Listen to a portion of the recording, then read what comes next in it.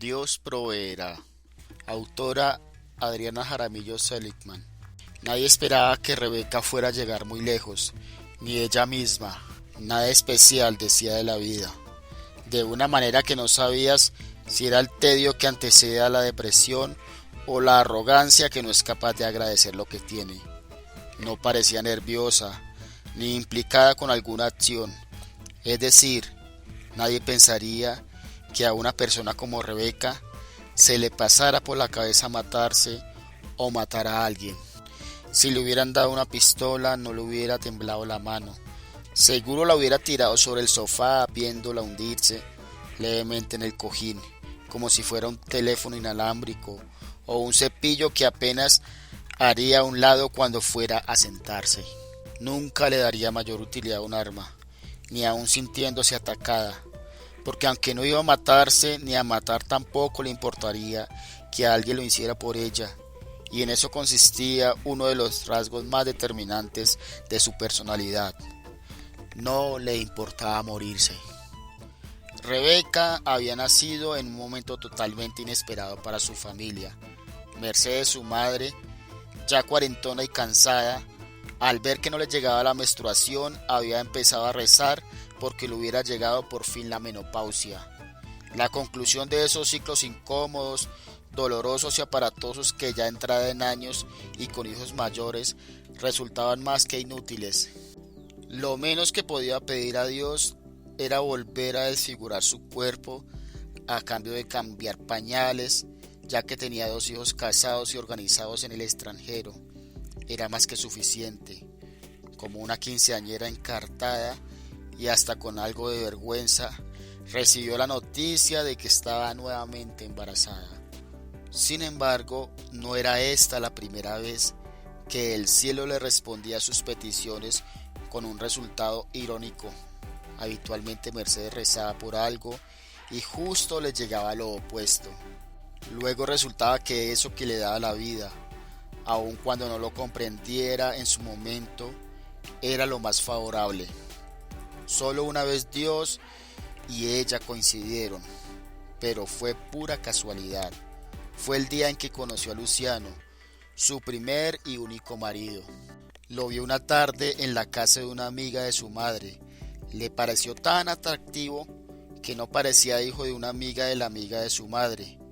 Y esa noche rezó con los ojos cerrados, con la misma fe que alguna vez le escuchó a otra diciendo: Dios, te pido, si este hombre no me conviene, hagas que me convenga.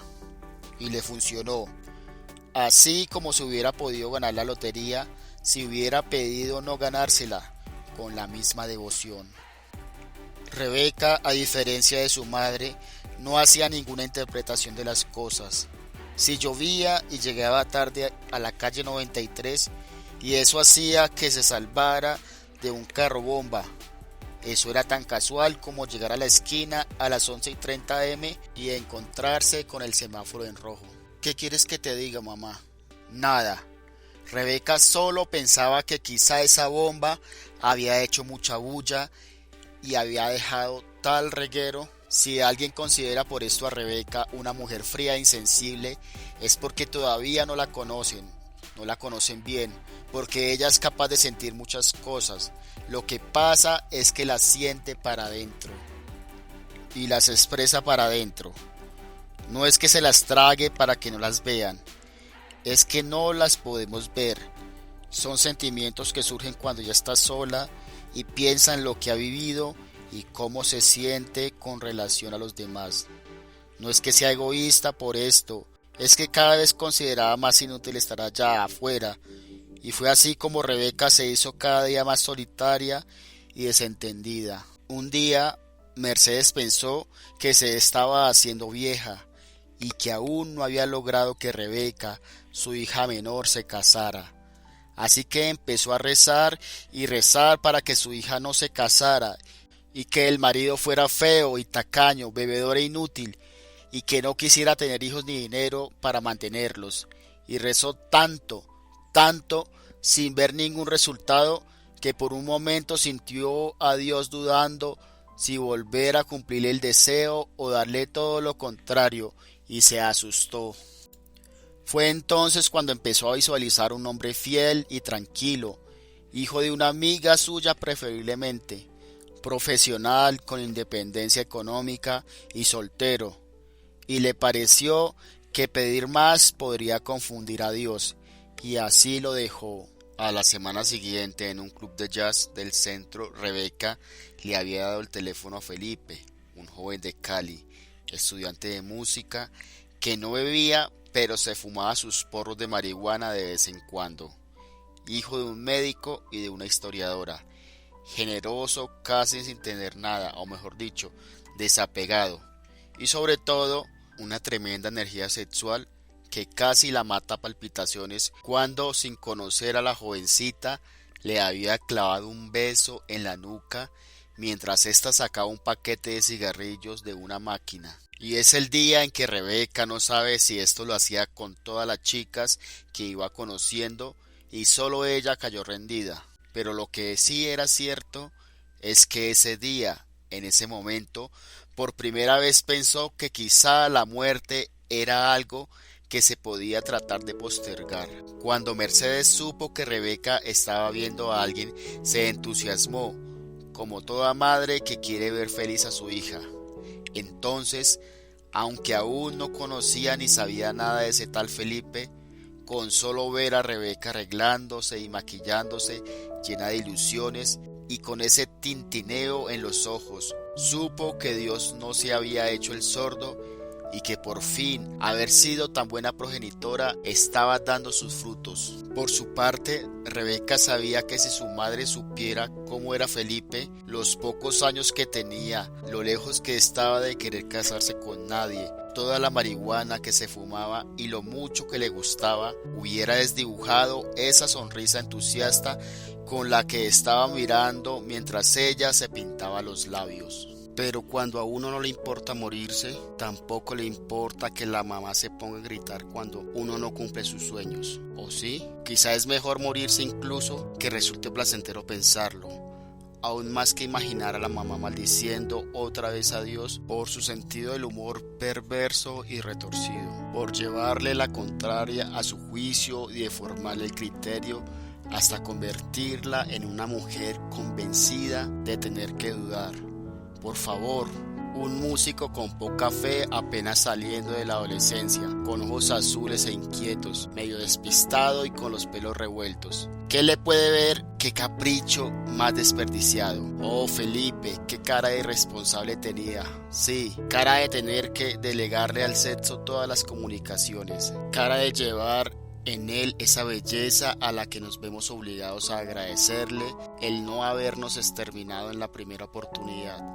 Cara de inocencia relevada en un puchero infantil e irresistible, algo sublime, perfumado de vicio. Rebeca se moría por él, aunque él le dijera con frecuencia que no estaba preparado para comprometerse, que no le dijera novio porque lo hacía sentir viejo y que no le gustaba que se vieran todos los días. Él necesitaba su espacio, le decía, porque era un músico lleno de voces y a veces las otras le chillaban. El problema era que la niña Rebeca en un par de meses iba a cumplir 32 años. No tenía toda la vida para andar perdiendo días en incertidumbres. Y Mercedes, que la veía ensimismada, a la vez que saltar de dicha loca, pedía que la dejara en paz. Dios, o mejor que no la deje en paz, ya no sabía.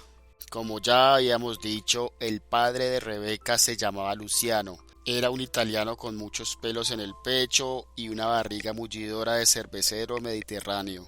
Sin embargo, seguía conservando ese atractivo que a su vez le permitía tomar una cierta distancia. De hecho, hace años que no dormía en la misma habitación de Mercedes, desde que Rebeca nació, con la excusa de que sus ronquidos eran insufribles. Era un hombre fuerte y lleno de exigencias, y parecía comprensivo solo cuando guardaba silencio, pero habitualmente era porque no escuchaba con atención, especialmente a Mercedes. Tenía activado un mecanismo incontrolable en su cuerpo que le hacía empezar a bostezar cada vez que ella abría la boca para decir algo. Había sucedido igual desde el primer año de matrimonio y ya llevaban más de 40 años de casados. Mercedes tenía complejo de somnífero que comenzó con su marido y se fue extendiendo a sus hijos, a sus hermanas, a sus amigos, a todo el mundo. Quizá la única que sentía que la escuchaba con atención había sido su madre, pero ya había muerto y, para ser honesta, Mercedes sabía que cuando su madre hablaba era ella la que bostezaba. Cuando hablaba Luciano, la escuchaba en silencio, mientras por dentro veía saltar ovejas, pasar fantasías, el fluir de la conciencia. Todo menos la poca atención que su esposa reclamaba y que debería haber sabido pedirle de una manera más evidente. Al señor de la casa le daba igual si hoy había de comer carne o pescado. Siempre le había dado igual con tal de que estuviera a la hora puntual y tuviera buen sabor. Eso sí, y le daba igual si su mujer pensaba que debía haber o no guerra, que iba a saber, y menos si le gustaba una falda o un peinado, y aún menos si era feliz. Pero sí que quería a Mercedes, a su manera. Estaba acostumbrado al arrastrar de sus chanclas, a su impecable limpieza. Confiaba en la forma en que educaba a sus hijos y le encantaba que le masajeara las plantas de los pies en la bañera. Sí, a su manera. Luciano sentía que no hubiera podido encontrar una mejor mujer y que era muy afortunado. Y sobre todo era admirable ver cómo la defendía frente a sus hijos y frente a los amigos, como si fuera algo sagrado. Pero lo cierto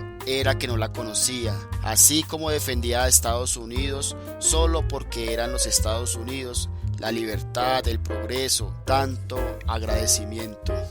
Mercedes y Luciano se conocieron muy jóvenes y tardaron en casarse lo que tardaron sus padres en planearlo. Mercedes era de una familia distinguida de Bogotá y Luciano un extranjero, profesional y con buenas referencias. Bastaba un posgrado en Boston y ser el hijo de una prima de una amiga de la madre para convertirse en una bendición. Además, a Mercedes le había encantado el muchacho, casi tanto a Blanca, a su madre, sobre todo cuando le escuchó el acento italiano, como si todo lo dijera cantado, y esa mirada altiva y verde que gritaba: heme aquí. Mercedes se dejó arrastrar por esa corriente impetuosa de su ligera juventud y no quiso resistir, y hasta se sintió protegida, salvada de las aguas. Blanca lo pensó igualmente, ya que casar a una hija y casarla bien era más que un mérito, un milagro. En aquel entonces fue cuando Mercedes empezó a descubrir las ironías de Dios. Luciano era comerciante de piedras preciosas. De hecho, sus razones para haber viajado a Colombia tenían que ver con exportaciones de esmeraldas. Tenía negocios en muchos países y se lo pasó viajando la mayor parte de su vida. Mercedes se había acostumbrado a esas ausencias, a las llamadas de larga distancia, a los souvenirs baratos de los lugares más recónditos, a tantas noches solitarias. Sí, se había acostumbrado a no imaginar y a no pedir a Dios nada al respecto. Rebeca, por su parte, veía en su madre a una mujer que demostraba su fortaleza, negando sus sentimientos, haciéndose la loca y mostrando una sonrisa apretada como un nudo ciego. Era realmente increíble. Podía acabar de pasar algo, hace un minuto, ahora, yo, tú, viendo enfrente, y que no, yo no sé. ¿Qué escándalo es este? Al único que a veces le contestaba preguntas era a Dios, porque sabía que era el único que no le hacía réplicas. Pero lo cierto era que Mercedes dudaba tanto de todo que no sabía si lo que estaba sintiendo era una de las ironías que mandaba el destino o todo lo opuesto. Sentir le daba mucho miedo, como si la obligaran a coger un cable de luz con ambas manos, mojada y descalza. Por su parte, Luciano no estaba lejos de tener la misma postura, solo que sin Dios. Así que si negaba tantas cosas ante los hombres, ante Dios ni qué decir. Fue uno de esos hombres que siempre tuvo la razón, que nunca se permitió pensar que su familia no era perfecta y que consideró que aun cuando tuviera desde hace años relaciones sexuales con otras mujeres, él era por principio fiel. A Mercedes jamás se le pasó por la cabeza pensar que el pintalabios de la camisa no fuera salsa rosa, que el perfume no fuera suyo, y que el cansancio no fuera vejez, estrés o sobrepeso, por lo que veía padecer a la gente de su entorno y sin saberlo aún, por lo que querer de verdad la asustaba. Pasar por la vida como un fantasma que no se moja y nada se le pega. Por lo general se escondía de la vida, aunque fuera imaginario, tanto el escondite como de lo que tenía que esconderse. Rebeca seguía como el resto de su familia en apariencia invicta. Si alguna vez lloró o suplicó, no había absolutamente nada humano que diera testimonio de ello. Sonreía como con una boquita dibujada a mano y tenía unos ojos muy oscuros que podrían ser tremendamente explosivos si no fuera porque eran demasiado oscuros, como sin fondo, sin abismo. Ojos negros y ya. Tenía el pelo en capas largas, medio rojo, medio rubio, medio pintado, y se vestía casi siempre con cosas de blue jeans y carmel. Era medio bonita, resultona, chusca se puede decir, alta como su padre y delgada pero tetona, cosa que también heredó de su parte italiana. Y de Colombia tenía todo lo demás, hasta la certeza de poder ser muy feliz, pero sin saber cómo. Casi a sus 32 años, Rebeca había tenido 4 novios antes de Felipe. El primero fue más que nada una relación telefónica llena de promesas a muy largo plazo. El segundo, la revelación sexual y el desamor. El tercero, el primo que daba malos besos. El cuarto, el perfecto al que nunca pudo querer. Y ahora Felipe, una combinación de todo lo que alguna vez deseó, manifestado a la inversa. Quizás fueron los rezos de Mercedes o sus propios karmas, o el puro azar como Rebeca pensaba. Vaya uno a saber. Lo cierto es que ese hombre lleno de virtudes también viene de virtual, con los que siempre sueña una mujer, le llegó cuando menos lo esperaba para arrebatarle el tedio de sus días iguales y añadir una provocación a esa vida que encontraba cerrada en sí misma como un huevo que, tirado desde la azotea, cae vertical. Felipe era bello, creativo, le estimulaba la imaginación y la sacaba de algunas dudas, como ¿qué me gusta en esta vida? Me gustas tú, mi rey, mi luz. Pero añadía otras, ¿te gustas tú, mi luz, mi reina? Pues me gusto si te gusto, era la respuesta. ¿Y si me voy qué? Si te vas te olvido, cantaba la vitrola. Y así pensaba Rebeca, quien creía firmemente que la felicidad se la habían inventado su padre para hacerle creer a su madre que no importaba vivir separados tantos días. Lo que no sabía Luciano es que cuando Mercedes pedía a Dios con mucha devoción que su marido volviera pronto a casa, quizá lo que estaba esperando era otra cosa. Pero Luciano cada vez regresaba por más tiempo y con más regularidad para que Mercedes aprendiera a decir basta, y no quiero, y no puedo. Pero ella seguía oscilando entre la víctima y la supermujer con la casa hecha una piedra preciosa y por dentro mucho carbón y muchas ganas de decírselo en la cara, pero hoy no. Y así estaba la cosa cuando Felipe entró por primera vez en la vida de la familia Pelucci. Felipe y Rebeca fueron novios de sofá hasta que abrieron un apartamento. Tuvieron que dejar pasar más de un año largo juntos para que decidieran compartir algo más que el maíz del cine. El apartamento lo pagaba Rebeca, pero ahí se quedaba Felipe. Es decir, iban a medias. Rebeca se ganaba un buen dinero como publicista y no gastaba nada, porque el señor Pelucci sentía que esa era la plática de la niña, la mesada, los ahorritos, casi el doble de lo que se gana usted o yo, pero igual eran los ahorritos, pues con los ahorritos se compró un estudio en La Calera, con vista al infinito, aunque Rebeca seguía durmiendo casi siempre en casa de sus padres, en ese que era su cuarto de toda la vida. Felipe, como era de esperarse, empezó a comportarse como un parásito, un total holgazán. Se lo dejaron muy fácil. Era tan creativo que decoró el apartamento a su manera, con paredes negras y afiches de cantantes famosos, cosa que fue bonita según pensaba Rebeca. Era tan amoroso que le cocinaba el mercado que ella compraba y cocinaba francamente delicioso, aunque dejara todo hecho un desastre.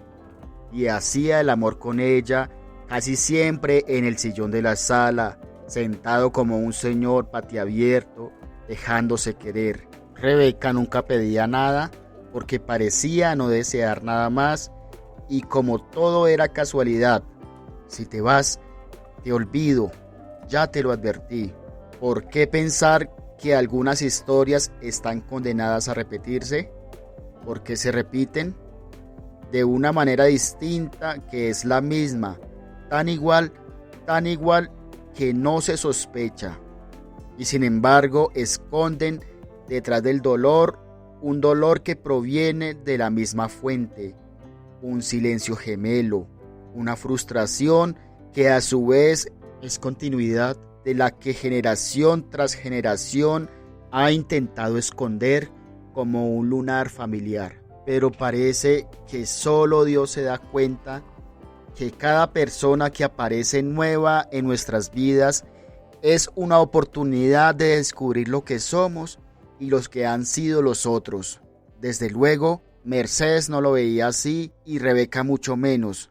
Felipe y Luciano no solo se parecían en nada, sino que eran antagónicos, como realidad y fantasía, razón y locura, poder y amor, necesidad y capricho, simplemente irreconciliables.